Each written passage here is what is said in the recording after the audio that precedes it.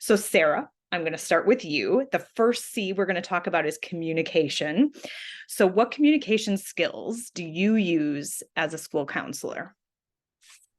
Okay. Well, I feel like I'm communicating all of the time. I'm really glad I got this question because communication is a huge part of what I do every day. So I meet with students and I meet with parents and their families. I meet with other teachers and staff in my school. And I meet with community partners a lot of the time, other therapists and clinicians in the community, or just other folks in the community. And so I'm needing to communicate a lot of the time.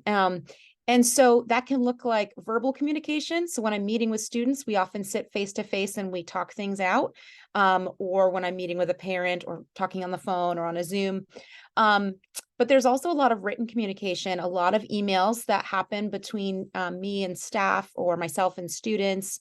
And also, see, in terms of, I think, formality, I think there's definitely a lot of informal communication that happens when I'm walking through the halls and I'm talking with students, or I actually teach a class too. And so when I'm in the classroom, there's a lot of informal communication. I'm talking to kids all the time and to people in our building.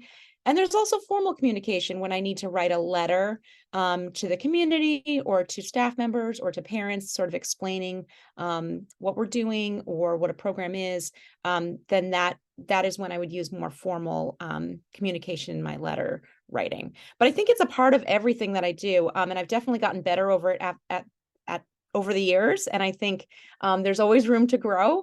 Sometimes I think I have communicated something clearly and then someone asks me a question, I'm like, oh, it was so clear in my brain, but I wasn't able to get it out the way I intended it to go. So I think it's a skill that I'm always refining and learning more, but it's being able to communicate kind of what's on your mind. And a big part of my job, or a huge part of my job, is helping students and helping them be successful in school and in life. And so I often need to be able to communicate with others and advocate for students and talk to others about what students need and want.